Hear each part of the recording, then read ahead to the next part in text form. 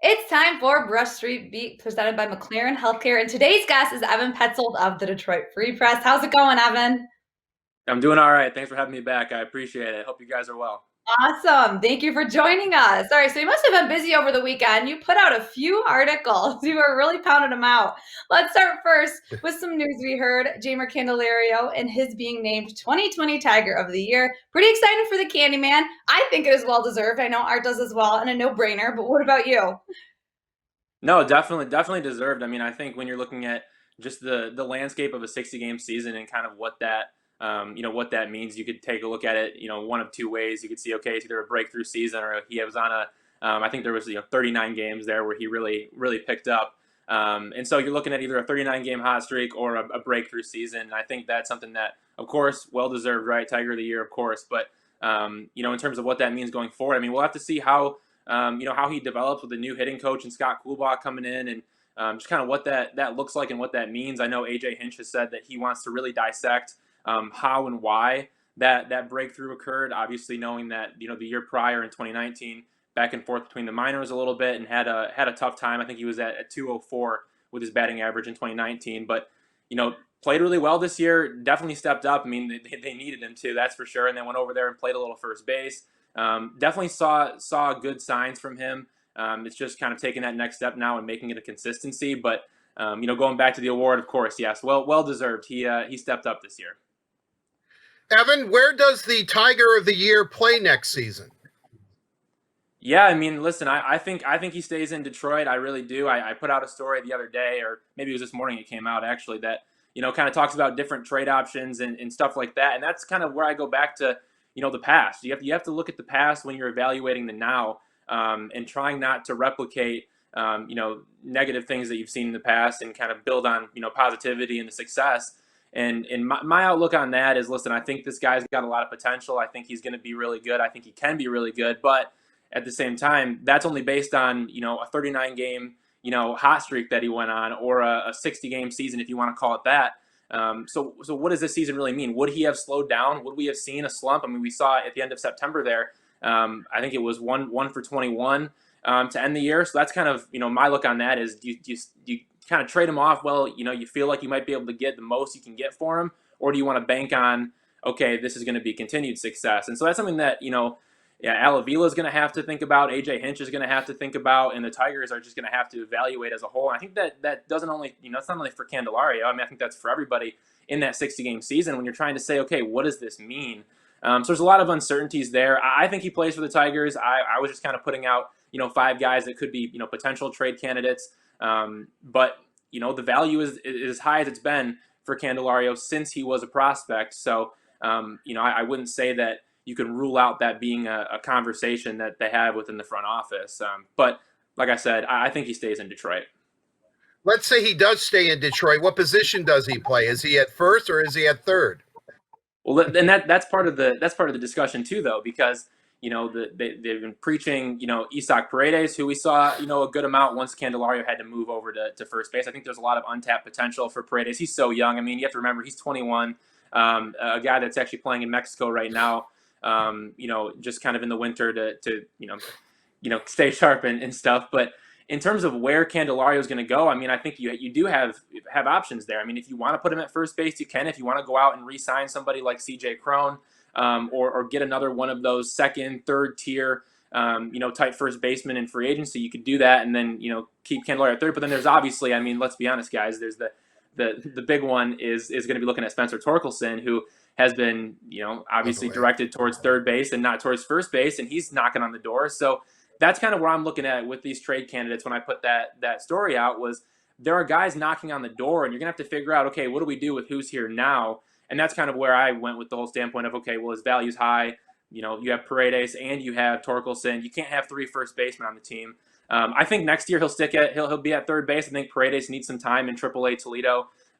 Give him a month or so to kind of re-gear up for what the big leagues are all about. I think he was rushed there a little bit quicker than they would have liked just because of the injury to Cron, which had to move, Candelario over to first base. So I think he'd play, I think he'd play third base, but once Spencer Torkelson comes, they're going to have to find a spot for him if they want to keep him, and that would have to be first base. So we'll see how that all ends up unfolding. Speaking of Spencer Torkelson and some of those guys knocking on the door, you put out a story with the headline quoting Hinch, those are dudes. That was great. So hearing AJ Hinch talk about these young guys, should that get fans excited for the future of this organization? Yeah, I mean, I think not only AJ Hinch talking about them, but just kind of some of the things that we've been able to see. I was down in the instructional league there, like in Lakeland, Florida, for a little bit, and then we had another one of our reporters at the Free Press, Jeff Seidel, down there as well, and just some of that banter back and forth between those guys, and their leadership characteristics, and those type of things that you can't really teach. I think that when you look at those, you can pinpoint it, right, and you can say, okay. Certain guys might have the talent, but do they not have these leadership characteristics? I think Torkelson and Green both have the leadership characteristics that you need when you're looking to build a franchise around two hitters specifically. And that's a positive. That's something that you like to see. But yeah, of course, when AJ Hinch says those things, yeah, you get excited because that's a guy who's seen a lot of baseball. He's seen a lot of players come up. Justin Upton won with the Diamondbacks that he saw. And then obviously in Houston, there was a whole slew of them, of young guys that he saw coming up. So when he puts that label on, on Torkelson and Green, he knows what he's talking about just based on his past. So yeah, it should get people excited, but there are other things as well. And like I mentioned, the characteristics and then obviously the talent. We know the talent's there, and it's going to be interesting to see how it all unfolds. Evan, go ahead. Go ahead. I'm sorry, Carley. No, go ahead. A follow-up to that, Evan, I understand the Tigers plan to finalize and announce some updates surrounding changes coming to the Tigers minor leagues. What kind of changes do you think we can expect there? Yeah, so nothing's official yet. It looks like it's going to be kind of post-Thanksgiving. We should see something official come out from MLB and the Tigers, but it's part of their MLB's new player development model. Essentially, as of now, what's expected to happen, and it seems like this is pretty likely that this is how it's going to end up. West Michigan is going to become the high A affiliate, and then Lakeland is going to become the single A affiliate. A lot of that, coming from for geographical reasons, travel reasons, different things like that. AAA Toledo is going to stay, so that'll remain. The Dominican Summer League teams, those will stay. The Rookie Gulf Coast League teams, those will stay. The big question right now is AA Erie. That's the one that is kind of just sitting in limbo. Tigers seem really optimistic right now. There's some new renovations to the ballpark there in Erie.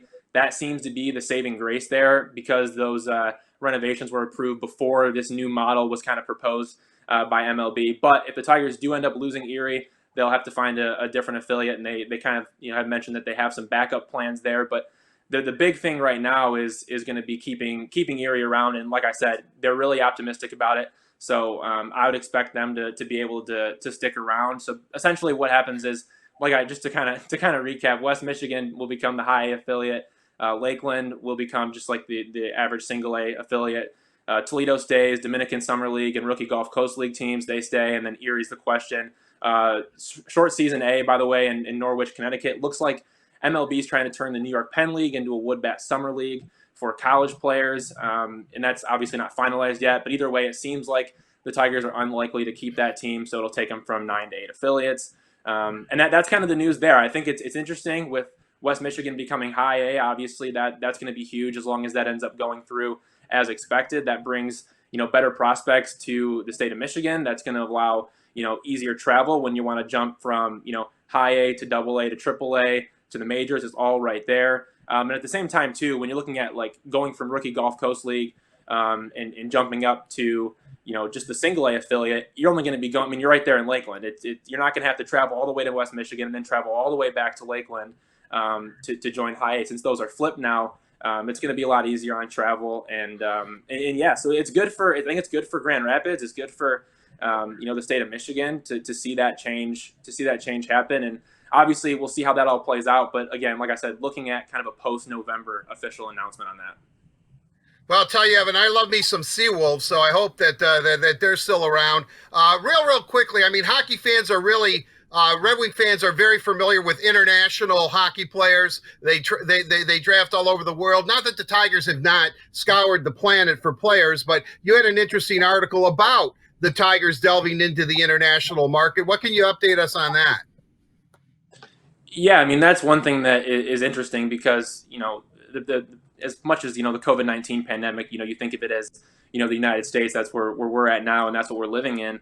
It's changed the whole landscape of the world. And when you're talking about going and scouting international players, that's not going down the street and seeing somebody play a ball game. You have to travel and go out of the country for that. And so, they put the MLB kind of put a ban on international scouting for quite a bit. That's opened up a little bit, but still there's restrictions everywhere. So that's been a problem. It hasn't been easy for them to do that. That's led by Tom Moore, the director of international operations, and they've done a really good job from what he said of kind of regrouping and looking at how they want to move forward and how they want to proceed, and kind of looking at different kind of team building aspects that they can do during that off period. But now that they're back scouting, it's still like there's not like I said, you can't just go to Venezuela and go go check out some guy play. It's not that easy. They've had to do everything over, everything digitally, checking out videos, getting on the phone with people and talking that way. So the landscape of international scouting has definitely changed. They haven't been to, Australia. They haven't been to Japan. They haven't been to China because of the virus. And it's been tough, but I think, they're trying to put more of an emphasis on that. I do think, one of the guys that we did get an update on, at least, is Roberto Campos, 17-year-old now, but he signed back in July 2019. I think it was a $2.85 million bonus. And he's a guy that they're really high on. They think that he could be, kind of the next slugger to come through. And I kind of look at the prospects in terms of, I wouldn't want to say tiers, but I would say timelines. And I think he's kind of in that third timeline, that third group that might be able to come up, 2024, 2025, whenever that, might exactly be. They're really high on him. They say that they like what they're seeing there. And then in terms of just, down there in the Dominican where they have their academy, looks like they're going to try to start that up and get, basically kind of what we saw in Lakeland, Florida with the instructional league. They want to get like a Dominican instructional league type of a thing going where they can have, games against other teams, where they can have inter-squad scrimmages and workouts. Right now, as far as I know, that has not been approved and gone through yet, but it looks like they're going to try to make that happen sometime here in November. So that would obviously be huge for the development of a lot of those players. But yeah, I think the Tigers have kind of always been, maybe in the, down there in the 15 to 30 range when you're looking at teams and how willing they are to go out and get international prospects. I think that might change as we see the rebuild move on and they start to, increase the building stage, and then you can kind of start looking at, okay, how do we add to keep this going? I think that's a pretty good outlet to try to make that happen. Absolutely. Things definitely look much different this year. But Evan, thank you so much for joining us to chat some Tigers baseball. It is much appreciated. It's been great getting to catch up with you. Yeah, you guys take care, all right? Again, Evan, thanks so much for joining us on Brush Street Beat. And thank you to McLaren Health System for sponsoring the Brush Street Beat this week and every week here on the Word on Woodward.